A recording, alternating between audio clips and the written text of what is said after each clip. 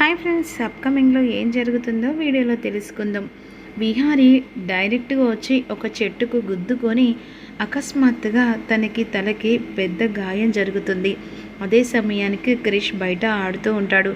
వెంటనే కార్ దగ్గరికి వెళ్ళి ఆ హీరోను చూసేసరికి కంగారుతో లోపలికి వచ్చి సూపర్ మ్యాన్ యాక్సిడెంట్ జరిగిందనేసరికి వెంటనే తన దగ్గరున్న పర్సనల్ సెక్రటరీ బయటకు వచ్చి చూసేసరికి తన బాస్ లోపల తీసుకెళ్ళి వెంటనే విహార్ని చూసి కంగారు పడిపోతూ ఉంటాడు. ఆ సమయంలో విహార్ని తీసుకురావడానికి ఇక కాస్త అతన్ని చెయ్యి పనిచేయకపోతే లక్ష్మి భుజం మీద చెయ్యి వేసి లోపలికి తీసుకొచ్చి మంచం మీద పడుకోబెట్టేసరికి విహారిని చూసి ఏం మాట్లాడాలో అర్థం కాకుండా లక్ష్మి తనలో తనే కుమిలిపోతూ ఉంటుంది. చాలా బ్లడ్ పోతుంది. ఈలోపు వెంటనే తను ఫస్ట్ బాక్స్తోని ఇక క్లీన్ చేసి కట్టు కడుతుంది. అదే సమయానికి విహారీ ఇక బాగా డ్రింక్ చేసి ఉంటాడు. ఆ సమయంలో విహారీ దగ్గరి ఫోన్ రింగ్ అవుతూ ఉంటుంది. అక్కడ యమున ఫోన్ చేస్తూ ఉంటుంది. అదే సమయానికి తన పాకెట్లో ఫోన్ రింగ్ అవుతుండగా స్పృహ లేకుండా విహారీ దగ్గర ఫోన్ని లక్ష్మి చూస్తుంది. వెంటనే లక్ష్మి ఫోన్ చూసేసరికి యమునమ్మ, ఇక అదేంటక్క అలా చూస్తున్నావు, ఫోన్ లిఫ్ట్ చేయక్క, ఇక ఇంట్లో వాళ్ళు కావచ్చేమో, బహుశా సార్ ఇలా పడిపోయినందుకు ఇంట్లో వాళ్ళు కంగారు పడతారు, ఈ విషయం చెప్పక్క.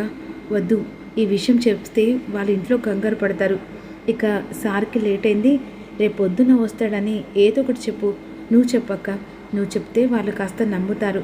సరే అని చెప్పేసి వెంటనే లక్ష్మి ఇక యమునమ్మ వాయిస్ వినడానికి కాస్త తన మనసు కూడా కొట్టుమిట్టాడుతుంటుంది. వెంటనే కాల్ లిఫ్ట్ చేస్తుంది. హలో విహారీ, ఎక్కడున్నావురా, ఇంత టైం అవుతుంది, ఇంకా ఇంటికి రాలేంటి, త్వరగా రారా అని అంటుండగా, మేడం ఎవరు అని అంటుండగా, మేడం ఆఫీస్లో సార్కి ఇంపార్టెంట్ మీటింగ్లో ఉన్నాడు, రేపు మార్నింగ్ వస్తానని చెప్పేసి మాకు ఇప్పుడే ఇన్ఫర్మేషన్ చేశారు మేడం, సార్ రేపు మార్నింగ్ వస్తాడు. ఏంటి, రేపు మార్నింగ్ వస్తాడా? అవును, నువ్వెవరి? నేను ఆఫీస్లో వర్క్ చేసే అమ్మాయిని, కానీ నీ వాయిస్ వింటే ఎక్కడో విన్నట్టుగా అనిపిస్తుంది, బహుశా మీరు ఆఫీస్లో నన్ను చూసినట్టున్నారు. సరే మేడం, ఇక నాకు పని ఉంది, ఇక నీకు కట్ చేస్తున్నానని చెప్పేసి వెంటనే కట్ చేస్తుంది. తన వాయిస్ వినేసరికి లక్ష్మి వాయిస్లా అనిపిస్తుంది. ఇందాక ఈ అమ్మాయి వాయిస్ లక్ష్మి వాయిస్లా ఉందేంటి, నిజంగానే లక్ష్మియా అని ఈ విధంగా ఆలోచిస్తుంటుంది. సర్లే, వాడు ఆఫీస్లో ఉన్నాడు కదా, అమ్మయ్య అని విధంగా అనుకుంటూ ఈలోపు అంబిక ఇంటికి వచ్చేస్తుంది. ఏంటి ఇక్కడున్నావేంటి వదిన, ఇక విహారీ రాలేదా? అవును, నువ్వేంటి అంబిక, ఆఫీస్లో ఇంపార్టెంట్ వర్క్లో ఇక మీటింగ్ జరుగుతుంటే నువ్వొచ్చావేంటి? అదేంటి, మీటింగ్ ఎప్పుడో అయిపోయింది, ఆల్రెడీ వాడు ముందే బయలుదేరాడు కదా, మరి ఇందాక ఆఫీస్లో మీటింగ్ ఉందని ఒక అమ్మాయి ఫోన్ చేసి చెప్పింది. ఆఫీస్లో మీటింగా? బహుశా కావచ్చు, అయినా వీడు ఆఫీస్లో మీటింగ్ అని చెప్పేసి ఎక్కడికి వెళ్ళినట్టు అని విధంగా అంబిక పైకెళ్తుంది. ఇదిలాగా ఉండగా విహారీ ఇక పడుకుంటాడు, అంటే స్పృహ లేకుండా ఉంటాడు కదా. ఆ సమయంలో వెంటనే లక్ష్మి ఇక అలా మెల్లిమెల్లిగా తినని టైంలో మెల్లిగా పాలు పోసి టాబ్లెట్స్ వేసి ఎప్పటికప్పుడు చూస్తూ ఉంటుంది. అలా తెల్లారేసరికల్లా విహారీకి మెలకువ వస్తుంది. విహారీ అలా చూసేసరికి వెంటనే ఇక లక్ష్మిని చూసి ఒక్కసారిగా షాక్ అయిపోతాడు. ఇది కలనా నిజమా అన్నట్టుగా. ఇదిలాగా ఉండగా వెంటనే అదే సమయానికి ఇక క్రిష్ వచ్చి, ఇక సూపర్ మ్యాన్ లేచావా, అమ్మో ఎంత కంగారు పడ్డాను తెలుసా, అలా రాత్రి కారులో డ్యాన్స్ చేశావు, అంతేకాకుండా నీకు తలపైన గాయమైంది, ఇక మా అమ్మ ఇదంతా క్లీన్ చేసి నీకు కట్టు కట్టింది. ఏంటి, మీ అమ్మనా? అవును సార్, తను మా అమ్మ సార్. ఓ అవును బాబు, తను నా మనవరాలు సిరి, ఆ రోజు నీకు యాక్సిడెంట్ జరిగినప్పుడు కూడా తనే కాపాడింది, ఈరోజు కూడా నా మనవడు కాపాడాడు అని అంటుండగా అప్పుడు విహారికి అర్థం కాదు. ఇక ఏంటి బాబు, నా మనవరాల్ని ఏడో చూసినట్టుగా అలా చూస్తున్నావు, ఇక కొన్ని పరిచయాలు అలా చూస్తూ ఉండబుద్ధి అవుతుంది, కానీ ఆ పరిచయం వెనకాల ఎంత బాధ ఉందో ఎవరికి తెలియదు కదా, అయినా ఇన్నేళ్ళ తర్వాత అసలు నాకు లక్ష్మి ఎదురు పడడం ఏంటి అని కోపంతో చూస్తూ ఉంటాడు. అదే సమయానికి ఇక ఇన్నేళ్ళ తర్వాత లక్ష్మి చూసిన సంతోషంలో తనని హగ్ చేసుకోవాలనిపిస్తుంది. కానీ ఇక్కడ బాబుని చూసరికి అదే సమయానికి విహారీ ఈ బాబు ఎవరి బాబు అన్నట్టుగా ఆలోచిస్తూ ఉంటాడు. ఆ సమయంలో ఇక తను మరో పెళ్లి చేసుకున్నట్టుంది, నాకు విడాకులిచ్చి అనే విధంగా కోపంగా చూస్తుండగా, అవును మీ నాన్న ఎక్కడా? ఓ సూపర్ మ్యాన్, నాకు మా నాన్న లేడు, చిన్నప్పుడే వదిలేసి వెళ్ళిపోయాడు అనేసరికి అప్పుడు వెంటనే విహారికి అర్థం కాదు. ఇక సరే నేను బయలుదేరుతున్నానని కోపంగా లేస్తుండగా వెంటనే లక్ష్మి విహార్తో మాట్లాడాలని ఇక అపార్థం చేసుకున్నాడేమో అని ఆలోచిస్తూ ఇక విహార్ బాబు అని చెప్పేసి పిలుస్తుంది. ఏంటి? నాకు హెల్ప్ చేసావు కదా, ఇక దానికి ప్రతిఫలంగా అని చెప్పేసి వెంటనే చెక్ ఇవ్వబోతుండగా లక్ష్మి గుండెలు పగిలిపోతాయి.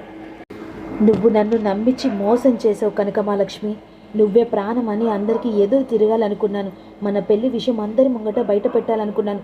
కానీ ఆఖరి టైంలో నాకు విడాకులు ఇచ్చి ఏకంగా నన్ను వదిలించుకొని నువ్వు ఇక్కడ హ్యాపీగా సంతోషంగా జీవితాన్ని లైఫ్ని ఎంజాయ్ చేస్తూ ఒక కొడుకును కన్నావు కదా విహార్ బాబు. నువ్వు తెలియకుండా మాట్లాడుతున్నావు, ఇంకా తెలియడానికి ఏముంది కనకమాలక్ష్మి, కళ్ళకు కనిపిస్తుంది కదా.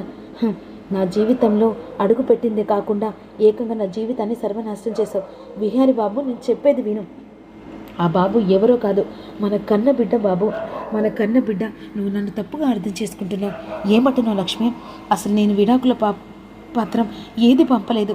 నేను అక్కడి నుంచి వచ్చిన తర్వాత నా జీవితాన్ని నేను ఇలా బ్రతుకుతూ ఉన్నాను. ఆ రోజే నేను ప్రెగ్నెన్సీ అని బయటపడింది. ఆ తర్వాత మీకు దూరమైన తర్వాత నిన్ను ఇక నా కొడుకును నిన్ను చూసుకుంటూ ఇలా బ్రతుకుతున్నాను. వాడిలోనే నీ రూపాన్ని చూసుకుంటూ బ్రతుకుతున్నాను బాబు. కానీ మీరు ఇప్పుడు నన్ను అపార్థం చేసుకొని ఇలా అనుమానించడం ఇది ఇక నాకు కరెక్ట్ కాదు.